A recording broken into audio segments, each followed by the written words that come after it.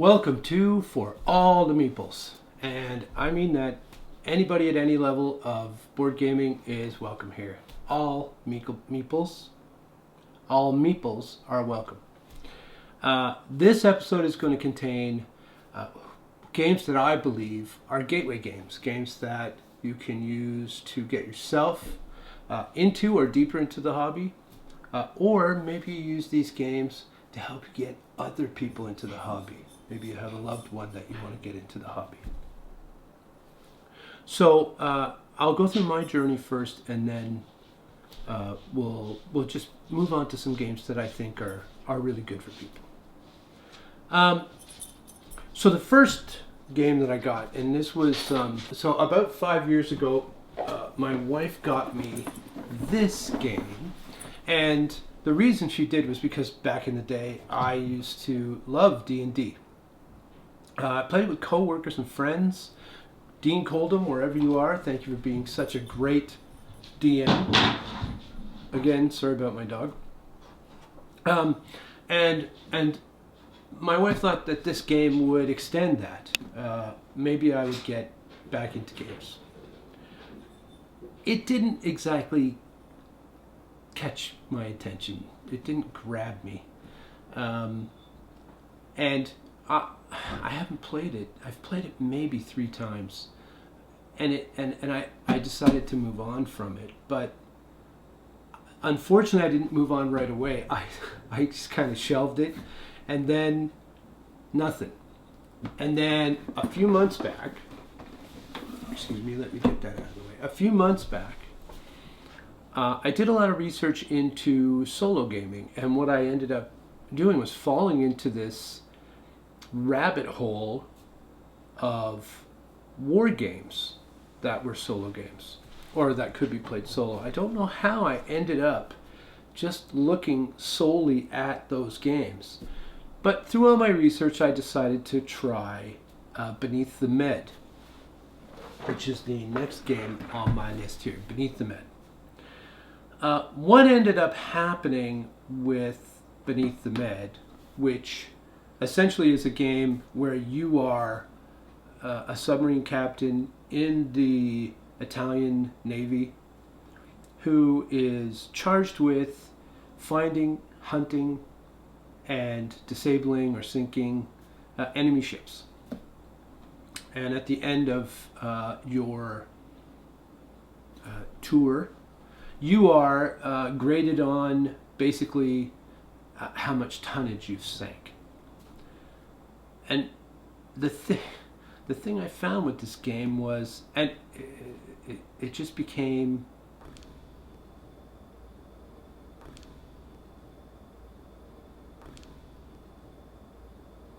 so it turned out to be quite monotonous, and again, didn't really grab me. So from that, sticking with the solo games, I ended up not with this game. I should go to the actual game that I started with, and that is Hostage Negotiator. Let me get it out of here. This is Hostage Negotiator. This is an expansion for Hostage Negotiator called Crime Wave, which I'm going to be doing a much deeper dive into this in an upcoming episode. So I'm not going to talk too much about it. You're a hostage negotiator trying to save hostages from an abductor. You're doing that in several ways, and I mean you have conversation points that you can spend on cards that will help you complete that goal. You roll dice, or depending on where you are on the track, you could roll 1 die, or 2 dice, or 3 dice, and if you have bonus cards, you can roll 4 or 5. No more than 5. And all of it is pointed towards releasing hostages, and that wins the game for you. What is bad about the game? Bub, not now. That's Beelzebub to you. Now answer the question. What is wrong with the game? That's Bub. And like everybody, I have that little devil on my shoulder. And Bub is sort of hooked on the negative. So it's highly dramatic too. He's right though. There are some negatives. I knew it. One of them, anyway, that I'd like to talk about. It is highly dependent on chance. And for me, I've accepted that. So I'm over it. It doesn't bother me at all. In fact, I loved it so much. I got the expansion, a bunch of expansion packs, and my lovely daughter and son-in-law gave me a hostage negotiator career for Christmas, and I'm anxious to play that. So for me, I got over it quite quickly. If that bothers you, it's not the game for you. But it's a great game. I love it. I would recommend it to anybody as a starter game to get you into the hobby. What came next? Oh, what came next was, excuse me while I get it, Twice as Clever. There are 4 games in the Clever series, and I'll put them up here on the screen somewhere. And any of them are great for you. This one in particular, for me, I went into a phase of roll and writes, and this was the one that really jumped out at me and drew me deeper into the hobby.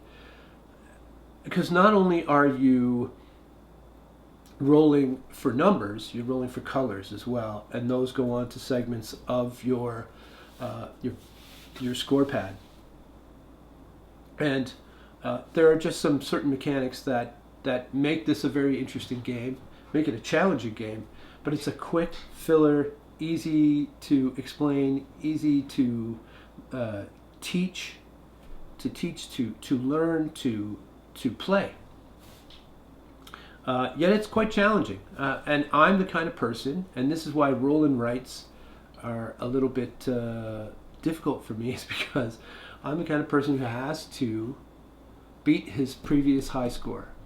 I got to beat my high score. I have to. So that's why this is never leaving my collection, because I keep having to beat my high score. Okay, moving on. What was next? I was on my wife for quite a while about what games she would like to play, because I needed a partner in crime. Speaking of crime, and eventually she landed on, of all things, Blood Rage. Not a simple game, but my wife did her genealogy and has Nordic genes, if you will. She's from Nordic descent and believes that she has Viking blood running through her veins. And I, for one, believe her, because of how badly she kicked my ass at this game.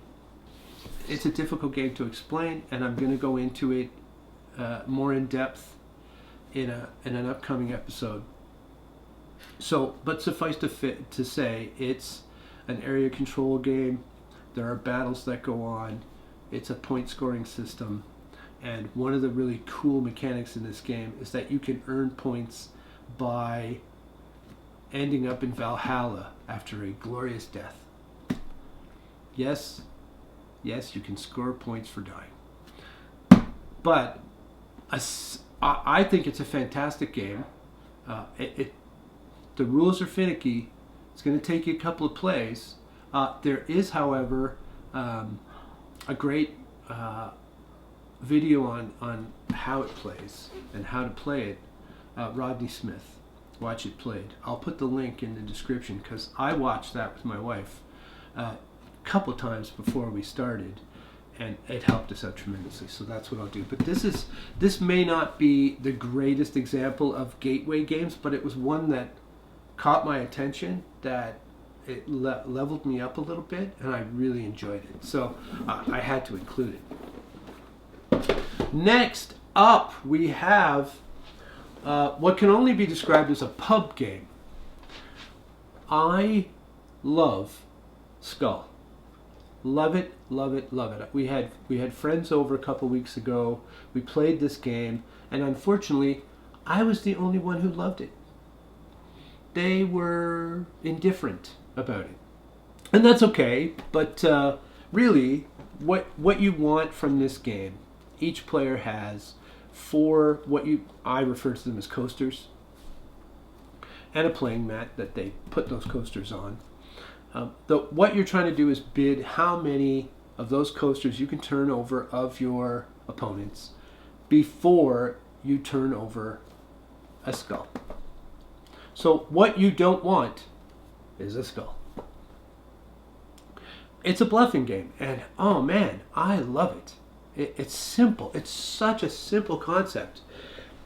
Games don't take very long, and I think, especially if you have the right group of people, this is a killer game, and the art is fantastic. This is a great gateway game. I would suggest this for anybody. Go for it. Great game. The next one on my list, I bought this game because it was on sale. That's right. 18 Canadian dollars. I did some research on the game, looked at some other reviews.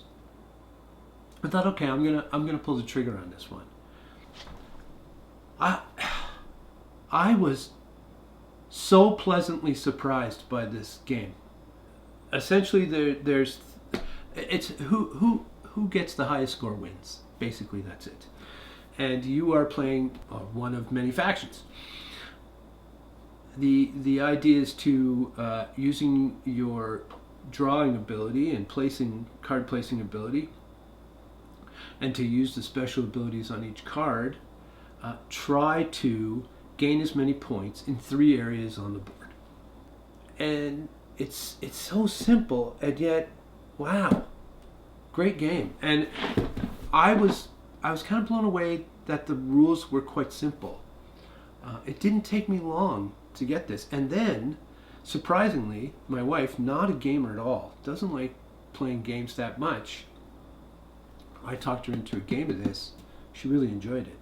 So that's why it's on the gateway list, gateway game list, is that it's a great way to get somebody just that little bit more involved.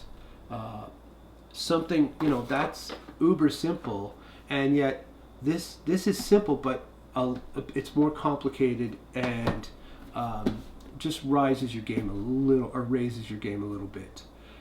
So I would, Stonemeyer, thank you, great game. It's based on books. You don't have to know anything about the books. Great game. Go for it. Now I have to reach way over here to get the next game, and it's an important game. So let me. Okay. This is the game that absolutely pulled me into this hobby, and you can see it already. I love Wingspan. As I revealed in my first video, I live with depression, and it gets quite horrible at times. To me, there is no cure to depression. There is only management. And I use specific tools to manage my depression. Obviously, therapy and medication are the 2 utmost. But I also use things like fishing. I love fishing. I love fly fishing. I love my motorcycle. And wind therapy is fantastic. But board games are also right up there. And specifically, this game. I can't say just how important this game has become to me. It really does. It's become a tool to manage my depression. If I'm having an off day, this brings a lot of light into my day. It lifts me up. It makes me feel a lot lighter. light as a feather. Well, what is it? 170 featherweight cards. But yeah, just a great game. And I thank Elizabeth Hargrave, illustrators. I know I'm gonna absolutely demolish your names, and I'm sorry about this, but Natalie Rejos, Ana Maria Martinez Jaramillo, and Beth Sobel. Your artwork, your illustrations, it's my calmingness in playing this game. It starts at the box. Absolutely brilliant. Love this game. Loved it so much. I went out and got one of these, and I'm sure I'll get the other expansions as well, because I just have to play this game more and more and more. I will be doing an in-depth review of Wingspan, and I will be talking about it from the point of how it affects my my depression and anxiety, and I think how it can help others too. If you know somebody who lives with depression and anxiety, please introduce them to this game. Let them know about this game.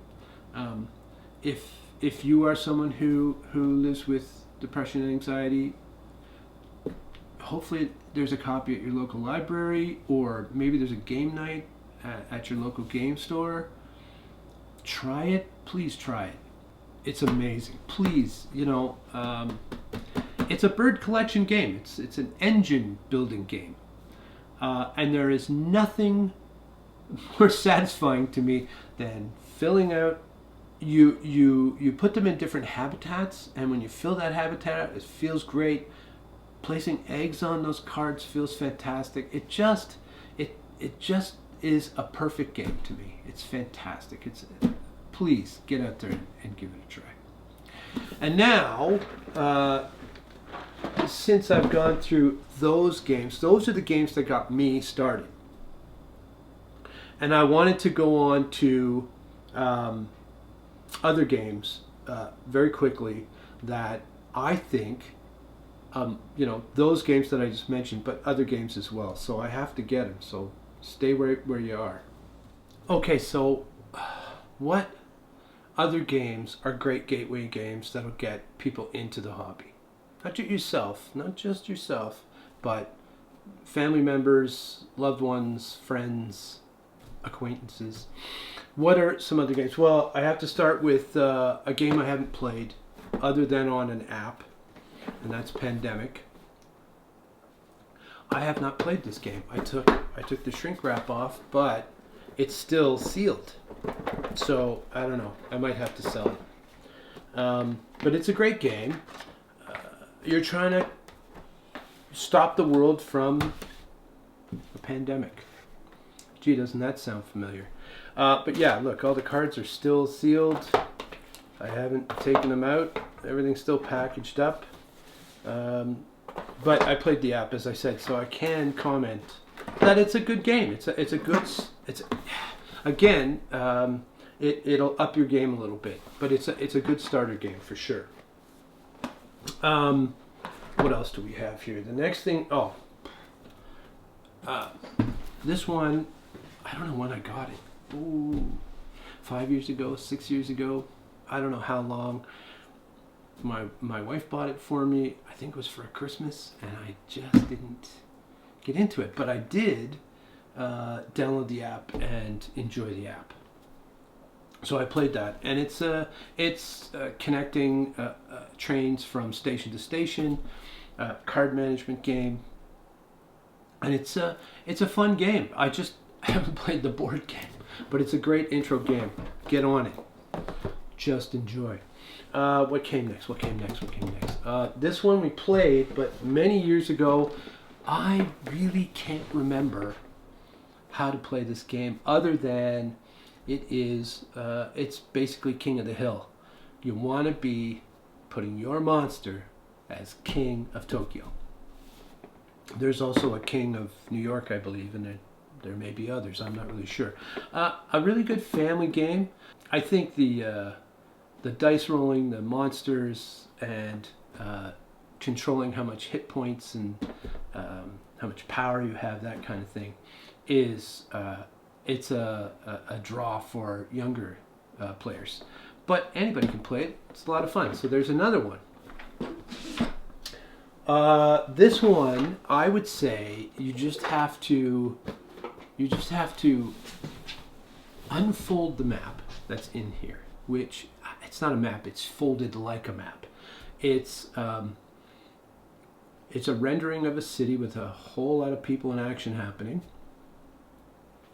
Put it on a table, and I went to the dollar store and found some fair-sized magnifying devices, and just read the first clue and then watch people go. They will try to solve the crime, is what you're trying to do. There are 3 of these, I believe, and of course I have all in, but there are others. This one has 16 cases that you can look into, and once you finish it, just move it on to somebody else. It's a great way to start in the hobby, and it's fast, easy to learn. I mean, I just taught you how to do it. That's how fast it is. But it's a great game. Go for it. Highly recommend it. What's up? What's up next? What's up next is a really simple game that you play solo. This is a solo only game. It's a puzzle game. It's a battling game. And essentially, you are on an island and you're trying to battle your way off, basically. Learn skills and then take on some pirates. Beat the pirates and you've been rescued. It's that simple. May sound simple, but oh man, does this game ever hold a challenge. It's a challenge. And I still have not beaten it. I've gotten to the pirates and lost to the pirates several times, but I haven't beaten it yet. So, really great game. Go for it. Up next, as I mentioned, I was on a roll and write kick. It's another game that I think is great. It comes with 4 different maps, and you are rolling for pairs, choosing which pairs to use to fill in on that map, or dungeon, if you will. You start at the dark green sides of the map, and you try to work your way through and kill all the monsters before you are killed yourself. It's addictive. Another really good starter game. I highly recommend it. What is up? Who is coming up next? Oh, this one. Talk about addictive. This one, the fact that it's called Can't Stop. It's Can't Stop Express. I've never played the original, but I was watching an episode from Foster the Meeple, and Jeff suggested that this is a really good game, and I decided I'll give it a shot. And you know what? It was $10. $10, people. You want to get started in a hobby? $10 for an expensive hobby like this. This is, and there's a lot going on in this box. It's another drawing pairs. You put those pairs together, and then you cancel out that number. You're left with a 5th dice because you have 5 dice. You've taken 2 pairs.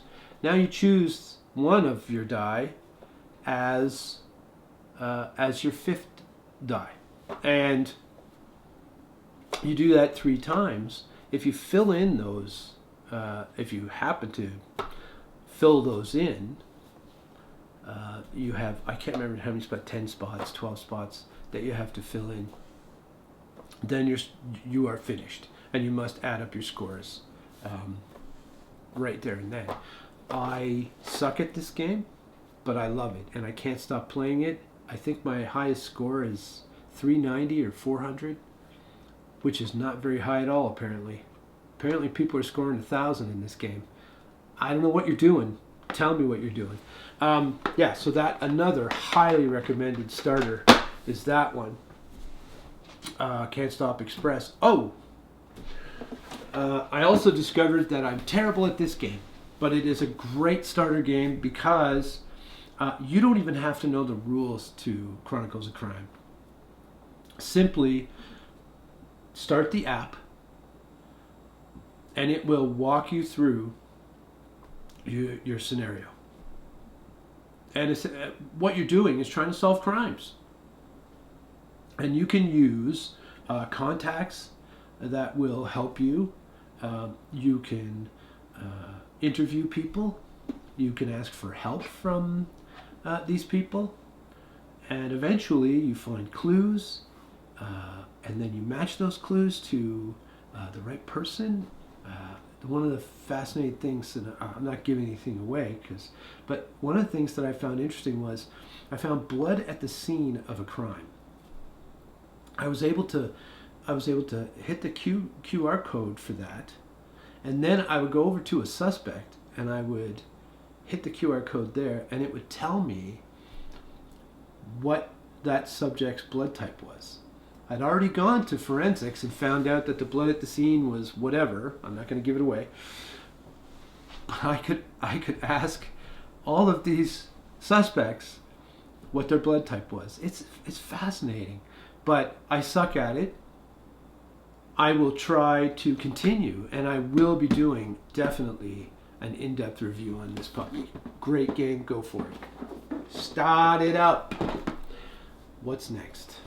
What's next is, the Lagoon of Blue. It's the Blue Lagoon. Good to 2 to 4 players, and I was given some advice from Dylan over at All You Can Board. Thank you, Dylan. That it's best at 3 or 4. Don't play it at 2 players. I played it at 4. I played it at 4 last night. I love it. It is an area control game. The more area you control, the more points you're going to get. The more resources you collect, the more points you're going to get. Pretty simple. But the people I was playing with, we had just played something that was a little up, a lot of energy. And then we came kind of down to this because it's really, you're just laying a tile, they lay a tile, they lay a tile, they lay a tile. And I think that slowed things down too much. So even though it was, in my opinion, it's a really easy teach. I learned the rules quite simply. The problem with it was that it was a little too slow for them. I think they wanted something more party-like, and this wasn't it. So I'm going to try this again. I'll likely do a review on this one in the future as well. But really great game. Love the art. I think the concept is fantastic. So give it a try. What is up, people? What's up next? We are looking at, this is a very small box. This is Tranquility. Tranquility is anything but tranquil, to be honest with you. I've only played it solo. I'd like to get it up to higher player counts. But essentially you're trying to, in a grid that you place down yourself, you are trying to place cards in order as close to sequential as you can from 1 to 80. However, you're not going to be able to place all of those cards. So you have to be very subjective about where you place them and hope that you've placed them correctly so that you can string those cards right to the finish. It sounds simple. It takes a while to really get a hold of, but once you do, it's a lot of fun. And the problem is that since I've played this a few times, well, more than a few times, solo, I'm kind of getting the puzzle, so I'm able to lay cards in kind of the right place in order to win the game more easily. There are expansions within the box, so that I haven't tried yet, but I do want to try it at higher counts. It's 1 to 5 players, and I think it would be a lot of fun with more players. And it is, to be honest, The illustrator, Tristam Rosen. Excuse me if I butchered your name, but fabulous art. Absolutely beautiful. So thank you for that. And give this game a try. Great price point and great entry-level game. So go for it. Next one we got is, one that I haven't played yet. I've got it on my list because I have to play it. The box set for Final Girl and I believe it's Camp Happy Trails. Yeah, Camp Happy Trails, Hans the Butcher, starring Hans the Butcher. I have not played it yet, but fantastic game that I can tell from starting off with Hostage Negotiator. This is sort of a step up from that. There's a few more rules to figure out, but it looks like a great game, and it has the same kind of mechanisms to it as Hostage Negotiator, and I'm really looking forward to it. I put it on this list because I think the price point is fantastic, and I think you get a lot of game. You need the core box, right? You need the core box before you can play any of the scenarios. Okay? Core box and scenario. Now you got a game. Core box, you don't have a game. The scenario, don't have a game. Together, great game. Give it a shot. I'm just saying. Okay, these two I kind of put together. Even though they're slightly different, they are party games. Fun facts. Great way to learn about your friends and what they're into and guess how they would answer questions. Of course, I put this in backwards, but here's a sample question. So, how many years of your life would you give up to become a billionaire instantly? And what you do is you write your name on one of these boards, and then you place it based on if you think you'd give up fewer or more than the person who's placed it ahead of you.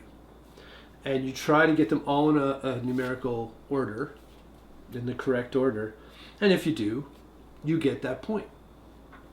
And you're trying to get to 13 for a perfect score. We never did. We never got to a perfect score.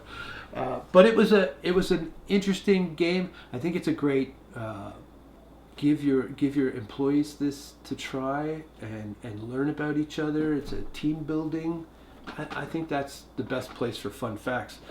Just One is a little different, where I were to pick a card, show it to everybody else. I pick a number from 1 to 5. I pick 5. You then look at the word associated with that number, and each person on an eraser board writes a single word clue to try and help me guess that word that I can't see. It's fun. I like it, but it's not. I like laugh out loud, gut busting kind of laughter. This doesn't make it, but it's still an interesting game and it's fun, but it's not laugh a minute. So, but it's still a good way, good party game, really easy to learn and teach. Definitely give it a try. Now we're getting into some games that I think are really good. We played Herd Mentality, and Herd Mentality is answering questions and wanting to be part of the herd. You want to have the same answer as everybody else, because if you don't, you get the pink cow. You don't want the pink cow, because if you are in possession of the pink cow, even though you can continue to score points when you get one right with everybody else, you can't win the game. So, I'll give you an example. What is the best donut filling? So if everybody puts cherry, but when you put apple, you get the pink cow. And if you have the pink cow, you can't win. And of course, the last game we played, on the very last question, I got the pink cow. It was bad. Now, as far as this was. I want to thank Tony and Raquel for helping me test a lot of these games. They've been so great, and my wife Sandy as well. They've been just fantastic, helping me out. And one thing Tony said about this game, he said, "How can you be depressed when you're mooing at somebody?" And he's right. If somebody's taking too long to answer, everybody else gets to moo at them. And believe me, I'm smiling now because we were doing it last night, and it's ridiculous, but it's hilarious. We had a great time playing this game. Inexpensive. I got this at half price because it cuts down on packaging. The normal packaging is double the size, and I didn't need that, so it's a great game. Give it a shot, guys. I like the feel of the box. What can I say? Okay. Sorry. I had to reach for this one. I think the biggest surprise that I've had in gaming since I started this 4 months ago, getting into games, is Artsy Fartsy. Artsy Fartsy. It sounds ridiculous. At times it can be, but it is absolutely gut busting. I was laughing my ass off, and so was everybody else. You are charged again with drawing something that your partner has to guess what that is. And I don't know how we guess some of them because the artists, we are not. My wife is. She does a lot of the art in our part. This painting behind me is my wife's art. She's very good. The rest of us were struggling. And yet, we managed to eke out wins. This game is a lot of fun. And it was a gift for Christmas, and it was in my stocking, and I'm awfully glad I got it. So thank you to my wife. Great game. I'm going to have to stretch off screen for a second here to get a couple of games. Yes, there are more games. Played this just last night. A thinky game, placing your tiles onto the game board, but you can only touch them by their corners. You are not allowed to put your piece against another piece, only at its corner. Wow, this makes you think. It's a really good game. If you're not good at spatial awareness, though, not a game for you. If Tetris was not your game, this may not be your game. But we had a blast doing this. And even though it was a quieter game, not a lot of, laughing or whatever, because of the way people were playing and their strategies, it got fun. I got this on sale. I'm sure it was less than $20, and I love it.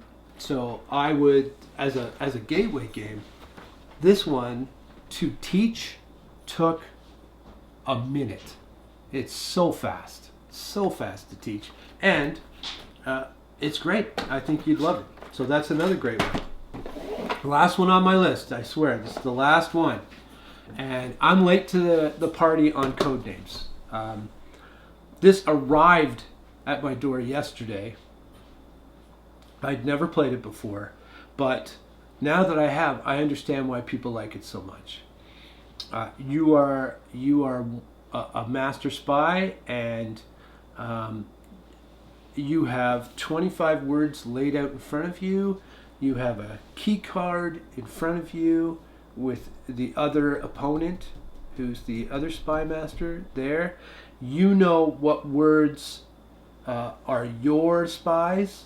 They know what words are their spies, but your partners don't. You have to give them a clue to one or more of the words, but it can only be a single word. It was great. We had such a good time. Again, a thinky game, but it went by quickly, and we had a good time doing this, and we laughed about it afterwards. It's like, oh, why didn't we do this and then that, and you question what you said, and it was a lot of fun. And just to rub it into my wife and Raquel, the guys won 4 straight games. 4 in a row. Just saying. Okay, you know what? That's it. There are many more entry-level games that you can get into. Gateway games are everywhere. Do your research. I hope you'll continue to research and find some more games. I'd love to know what your gateway game is. What got you into the hobby? Where did you start? What was your first game? I really want to know, and that can help somebody else. You know, I probably haven't mentioned it because there's so many gateway games, but you know, mentioning in the comments what your gateway game was, what got you into the hobby, can help somebody else get into this hobby, or even get me to try another game. I love games. Okay, that's all for this episode. So until next time, remember, we're all in this together. Cheers.